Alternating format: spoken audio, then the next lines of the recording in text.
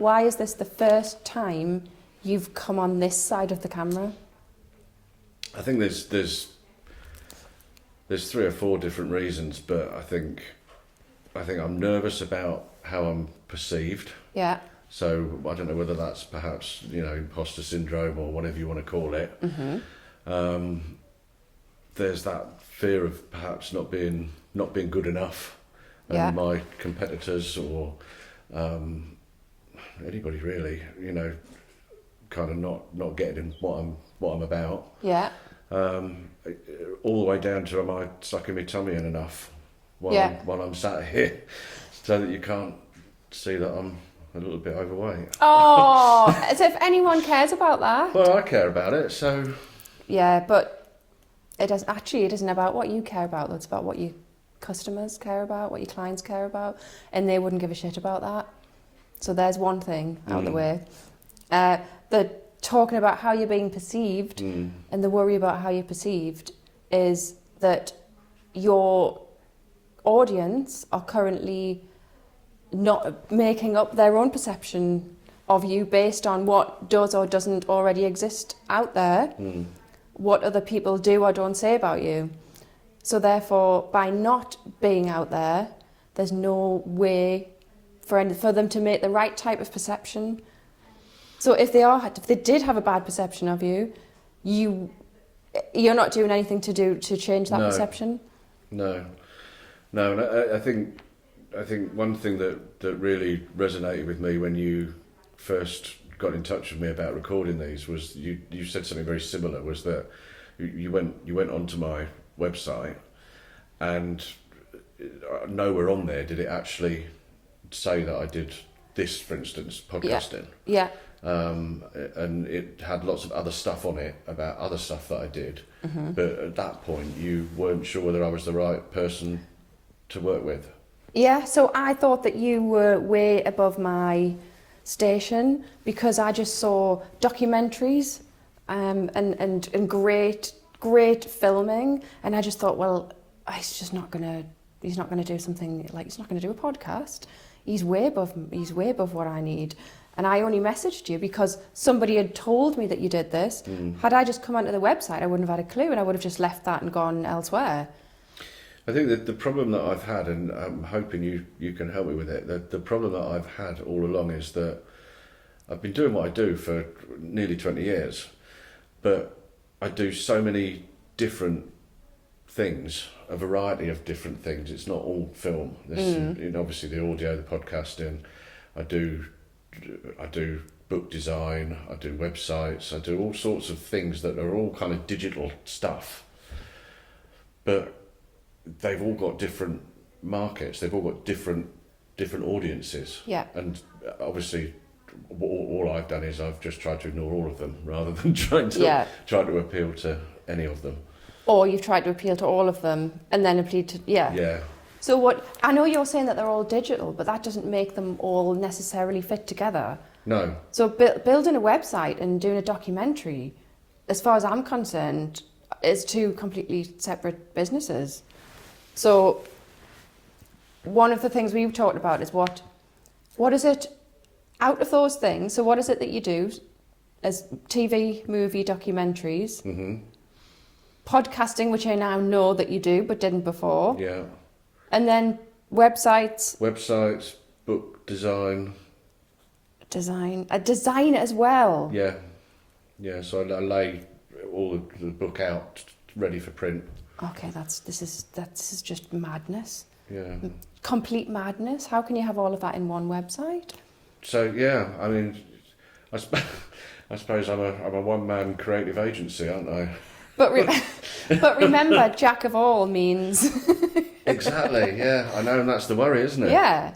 So first of all, let's stop being a jack of all, because I know now through working with you that you're actually a master of certain things rather than a jack of. I mean, I didn't even know that you did websites. What are the things or the thing that you enjoy doing the most?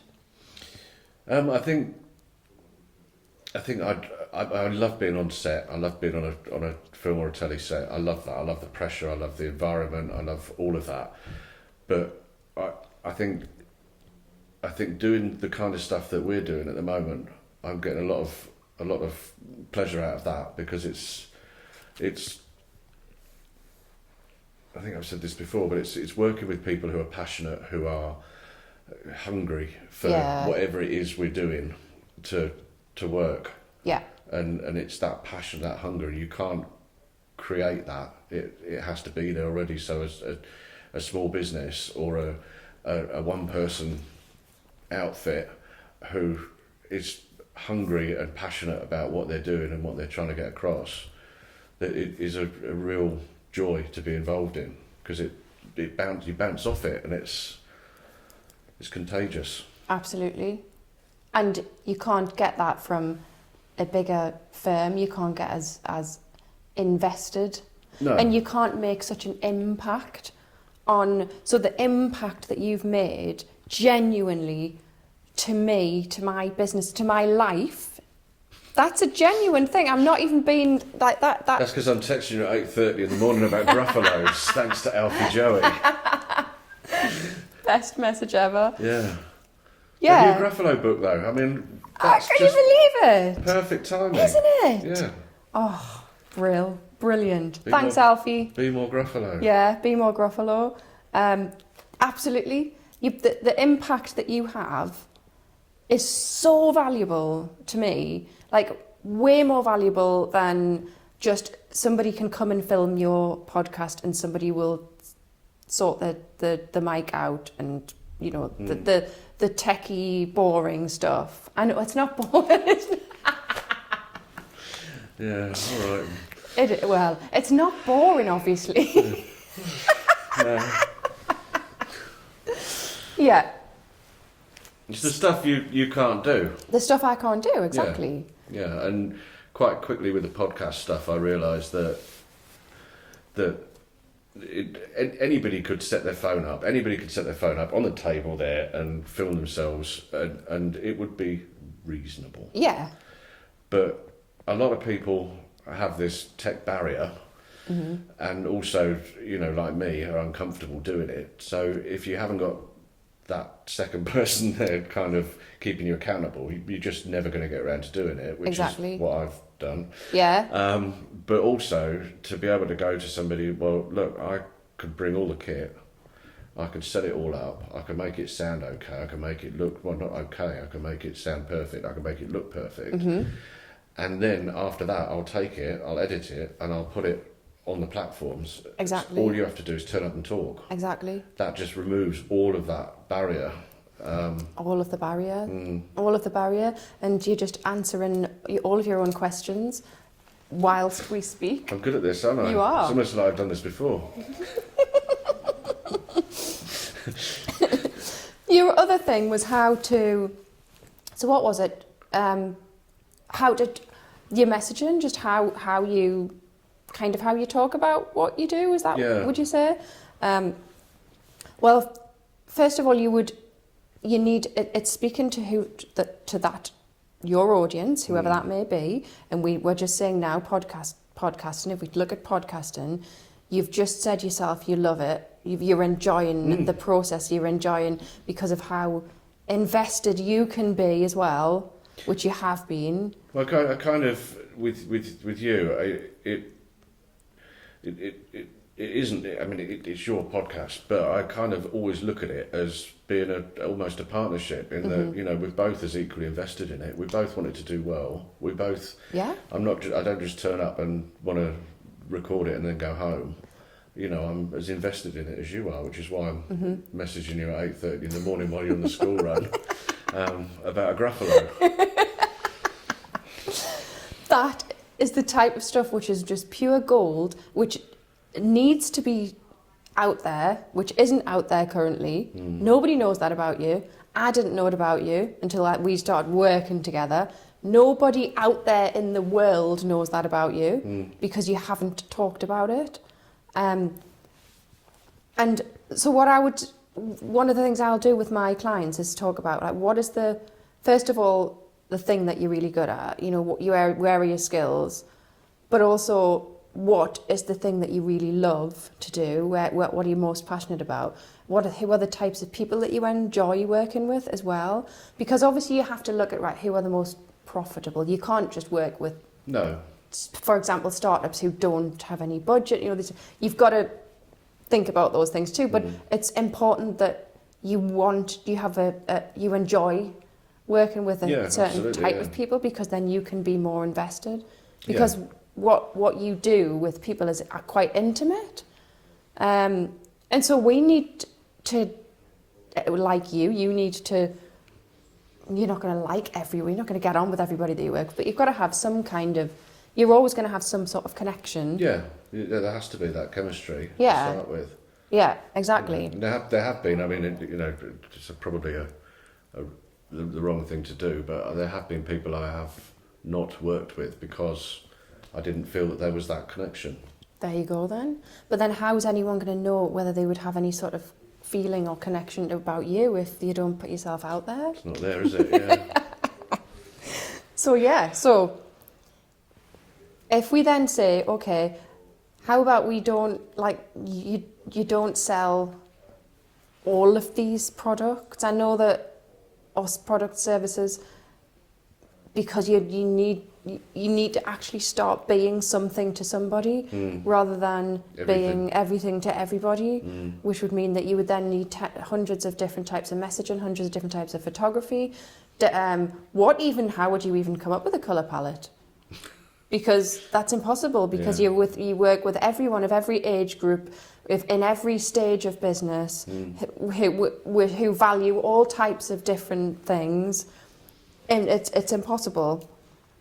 So if we look at what you are currently doing, and what you're enjoying doing, which you're saying yourself, which is working with small business owners who have a story to tell. You enjoy that. You get enjoyment out of it, and you're very good at it. And then say, what do you feel has given you those types of skills? I think there's a number of factors. One is definitely I've got an empathy with somebody who's sitting in the position I'm sitting in now, because I'm not particularly comfortable. I'm a bit anxious. It's not my natural place. I love that we're just like role reversing them. Like, genuinely, I was sat shitting myself a few weeks ago doing that. Yeah, you were. But because I know that that's how people feel, because I felt it myself. I'm feeling it myself right this moment. Because I've got that empathy, I think it's easier to try and, make people feel at ease, calm them down, and, just be normal and relaxed and laid back and calm. Yeah, exactly. And so you've got, you can already say that you've got the empathy. You understand how we feel. What have you done in the past? Like, what kind of roles or? Well, I've done what I'm doing now. I've done for almost 20 years, but before that, I was in an HR training role for a number of high street retailers. So, training in particular. So, I guess communication, I suppose, which is broadly what we're talking about, is something that was really important in that role. So I think I've probably brought that along with me. Yeah. Well. So, okay. So you know what you're good at, you know what you enjoy, you know the types of the audience that you like to work with. Obviously, you would have to do a whole session on that and, really nailing down who that is. You know the problems that you solve, which are, you've got your tangible problems, like the tech, like the saving time, saving money, because the time that people would spend trying to figure all this tech out and what they would do with the video at the end of it, etc. Yeah, it's like I said at the beginning. Most people could stick a phone here and make it work, but the time that it would take people to do that, exactly, and that time is time that they're not earning money. I suppose. Yeah, exactly.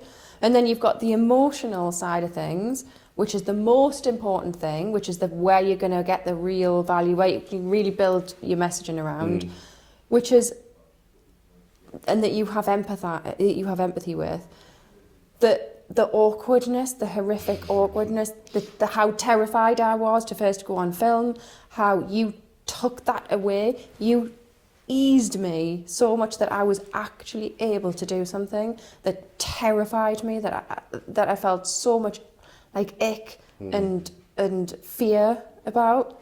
That was the biggest hurdle for me. What was your fear about? Looking like a dickhead, sounding like a dickhead, forgetting what I was going to say, just having just a camera on full stop. Even just there being a mic there freaked me out a little bit. But knowing that there's just a camera there, constant. I've actually forgotten, right now, just talking, I actually am not thinking about it. But you helped me through. You did that for me, and however you managed to do it, black magic. Yeah. The process of you had the camera turned on before anything even happened. So I didn't even realise that. So I was expecting the whole get ready, lighting's done, right, ready, quiet, action, and not. Go, like that whole go scenario, and then as soon as you say go, I would have froze. I was going to say, how much pressure would that have added to an already horrific? Yeah. But you just allowed me instead just to we were just having a conversation, and I didn't think anything of it, and it was only then later you went, by the way, the camera's rolling. I was like, is it? And then it was like, oh, so I don't have to actually stop doing what I'm doing. I'm just talking, and I can just talk.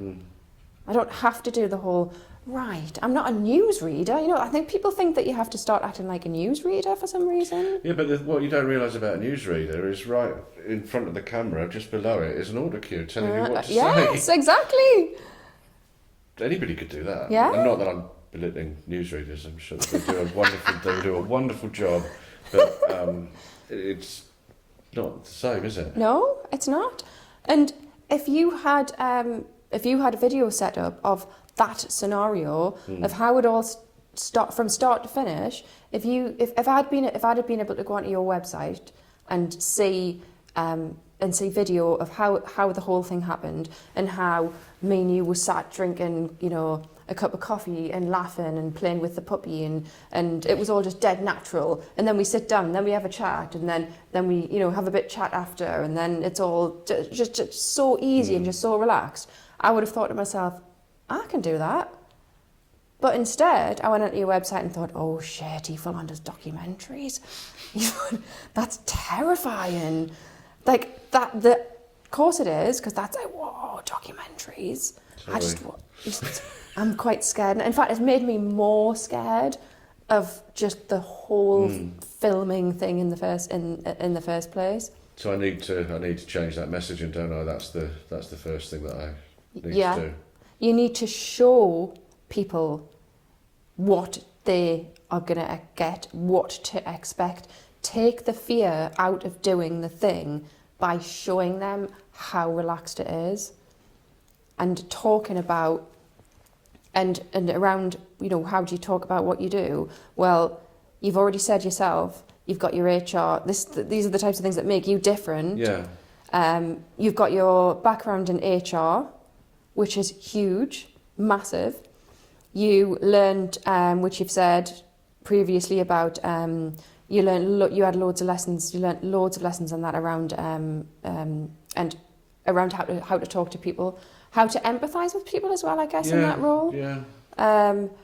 Then you've got your background of actually making films and documentaries, and who wouldn't want an actual filmmaker to be doing their podcast for them? That's just that's just a dream. I mean, almost you didn't want an actual filmmaker. Exactly. But then, but had you showed me that actually, no, when you do this, it's not like a documentary, it's not going to be like, right, you're in the spotlight, now you've got to say something. It was, instead it should have been like, wow, oh, look how relaxed that is. Oh, look how good he is at that. Wow, put those two things together. That's really cool.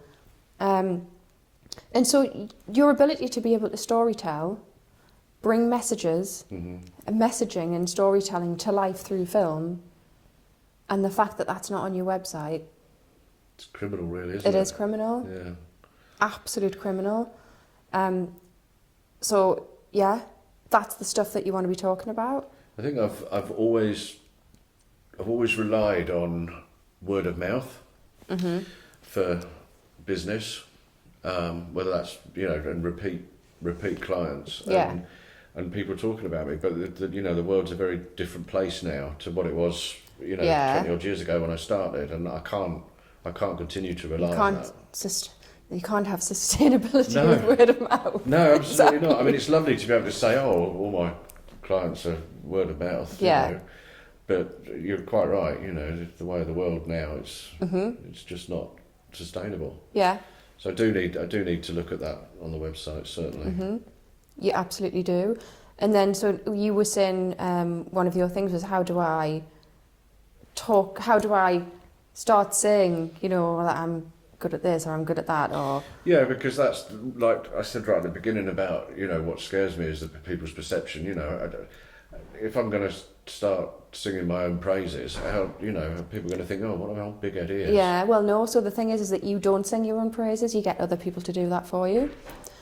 And the way that you do that is by getting video testimonials, like people like me,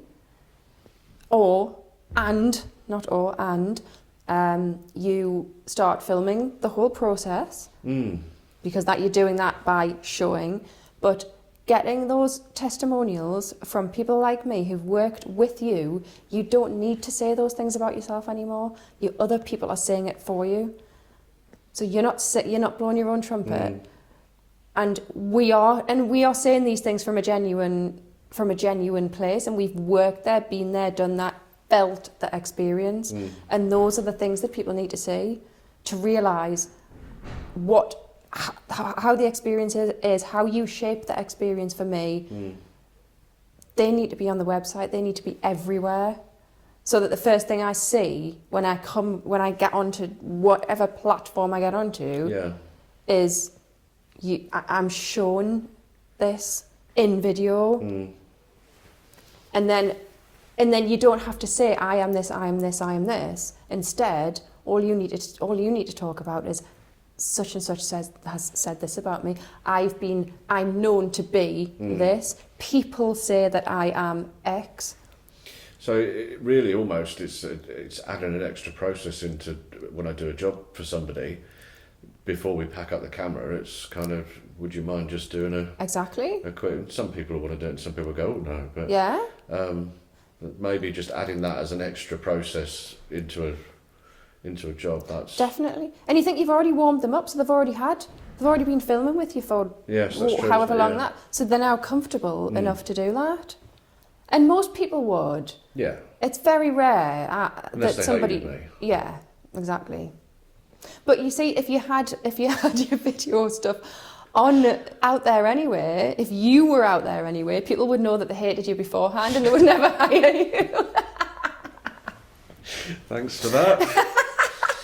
But that is part of showing up, is that it's not just that you're attracting the right people, you're repelling people as well, and you want to do that. That's really interesting, that, isn't it? Yeah. I've never thought of it that way. Of course you do. I mean, I would much rather somebody just really despised me and didn't come and work with me than started working with me and then had to go tell everyone that they hated me and had a shit experience. I'd rather they just thought, oh God, she would do my head in. I'm just no thank you.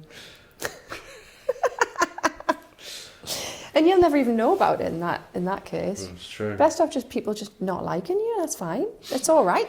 But isn't it? It's all right that people aren't going to like you. Yeah, I mean, you've talked about this a little bit at the beginning when you did the first one about people disliking you or being a troll or whatever, to being negative about all sorts of aspects of what you were trying to do, but you've just gone ahead and done it. Exactly. And actually, I think that it's not that somebody not liking you that's hurtful. It's when people feel the need to tell you that they don't like you and to put it into your feed, like, you're this, you're that. That's the bit that hurts, isn't it? Yeah. I mean, Do you feel, I know we're only kind of 5 weeks in, but do you feel that you would handle that differently now, if that happened now, compared to week one? I feel, because on week one I was frightened to even speak because of people might hate me, even though I knew that I'm kind of all right with that anyway. But now I'm not bothered that people are going to hate, so I'm just going to just be me anyway and just go, fuck you. I'm not bothered. But I still say, I don't know how I'm going to feel when it actually happens. When somebody feels the need to, tell me publicly that they hate me. That at that point, whether I laugh it off or whether I cry, I don't know. But we'll see. We'll see. We'll film it and bring it all to you. No. We will. I wouldn't mind. I would do that. I would. I'll just have to cry on camera. It's fine.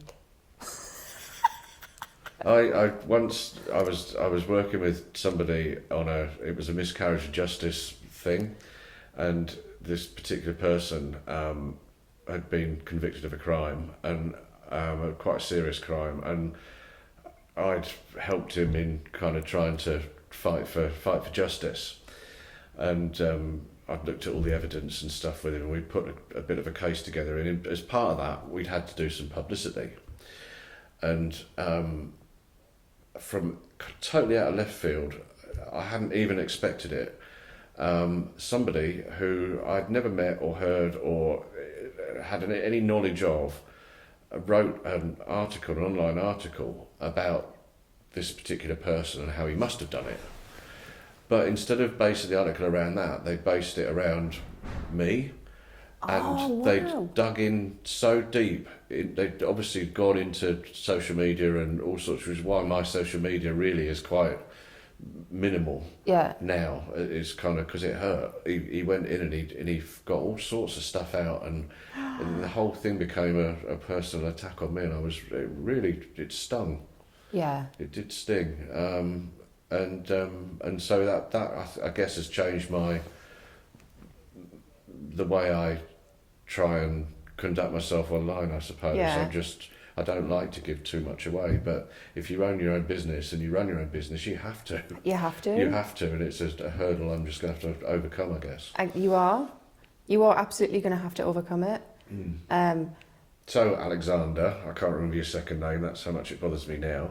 Alexander something or other. Mm-hmm. Exactly. Fuck him. Yeah.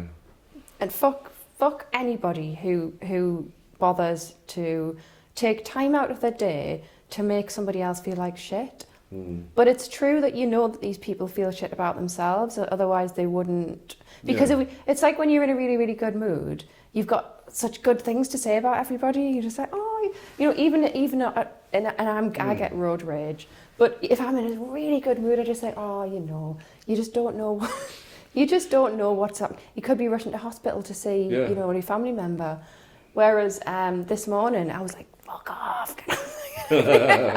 Because I was riled about something. Yeah. And so that for them to go and do that, there is a reason, there is something going on. And you just got to kind of think, I feel sorry for them. I mean, this Alexander was probably 30 years old, living in his mother's box bedroom. Wanking into a sock. Well, yeah, there you go. We'll cut that out. No, I don't think you should. It's all about speaking real. It's real talk. Did I mention Max? Have I mentioned Max? Max, the adorable little puppy. We were talking about perception. Yeah. And I had Max, my 10-week-old fluffy German Shepherd puppy. And we were outside before, and somebody came and said hello to him and said, is he, can I say? And I said, yeah, he's fine. And said, because they're quite vicious breeds, these, aren't they? And then I said, what? No? What's made you think that? And they said, well, that's just what I've always been told. They're really vicious. And somebody had one at I've forgotten what they call it, junkyard. Yeah, like a scrapyard. Scrapyard. Yeah. And it was a guard that used it as a guard dog. And on a chain. Bark, yeah. And that's because that's how they've brought that dog up. But German Shepherds are the most gentle, beautiful, loving dogs, loyal dogs on the planet. But his perception was because of what other people have told him about that breed, The only way for Max to change that perception would be for him to actually get out there on open his social media channel and just put loads of videos of him chasing his tail and falling over, licking me to death, wanting cuddles all the time and just being utterly gorgeous and lovely and growing up to be a beautiful dog. That's the only way he could change the perceptions, by putting himself out there and showing people what he's like. But he hasn't got posable thumbs. How's he going to do it, Anna? Can you not? Can AI not? No, you would still have to. Well, he would just. That's what you're there for. Well, there we are. There you go. So. No, it's a really valid point. That all joking aside, the perception and the perception of me is pretty much non-existent, isn't it? And that scenario there relates directly to business. And the only way for you to change that perception, and people have a perception whether you like it or not, and they'll just make one up. Yeah, like Alexander. Yeah. They're just going to make up a perception. So if you don't intentionally change or shape the perception that people have, then they will just make one up. Like I did. I made one up in my head, completely untrue, and I had even had an image or a sound, everything, because I think you just your brain fills in the gaps. Yeah. And so I filled in the gaps with all these things about you that weren't even you. And then I spoke to you on the phone, and then straight away I thought, you sound nothing like what I was expecting. And all of those that straight away again had it, and then I had a nice perception. I thought, I think I would enjoy. I think I would get on with him, and did and do. But I didn't know that, and the only reason I continued to get in touch was just because somebody had actually told me that you do podcasts. Otherwise, would never have known. And you stuck it out and found it out. But how many people, I wonder, have kind of done a similar journey, but I've lost them? Probably everybody who goes on there who wants you to do something for a small business, for creative, whether it's podcasting or social media video. Everybody. Because why would they have any other reason to stay on there unless they want a documentary? I mean, that's my homework, isn't it? Yeah. So there's your differentiator right there then. The fact that you've talked about your HR, the fact that you are a filmmaker, being able to storytell in that way. Yeah. I mean, that's incredibly valuable. That's unbelievable. And then you've also got the fact that you are very empathetic, and you understand, and you especially understand even more so now, because you're sitting here and you felt really awkward, didn't you? So you feel that empathy, so you get how somebody like me would feel, and you know how to help ease that, and you know how to help them to feel so much more comfortable, and get them to realise it's not what they think it is. So the misconceptions, and get rid of those misconceptions immediately when they're on that website, so they can take that next hurdle into booking you or getting on that call with you. So, yeah. And then the other thing about putting yourself out there, fuck them, is what we say to that. Fuck what they think, fuck what anybody thinks. We don't care anymore, because we're doing it, and because you're not alone as well, because we're all in this together. And people need to realise that they've got a network of people, and just reach out to them, or just put a post out there on whatever, just saying, I'm absolutely terrified to do this, but I'm going to do it. Or speak to us and tell us you're terrified to do it, but I'm just going to do it.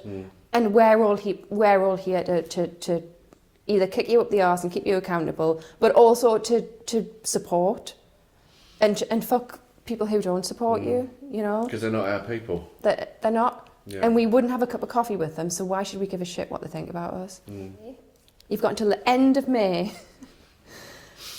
to get onto the website, onto all of your everywhere where you are visible.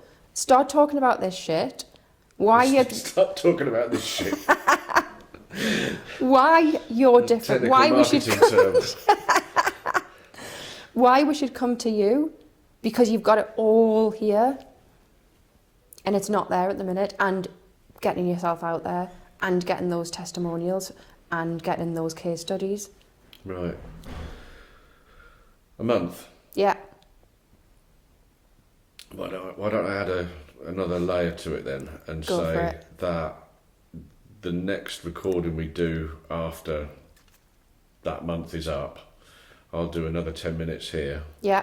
And you can keep me accountable, whether Right. whether I've done it or not. Done deal. Yeah? Right. Hey, Is that manly? I shook your hand before and it was girly, but Yeah. you've upped your game. I am. Brilliant, right? I'm holding you accountable. It's now on video, don't you dare cut that out. Thank you. Welcome. Oh no, the red light's gone again. Stop it. We have Stop to do it it. again.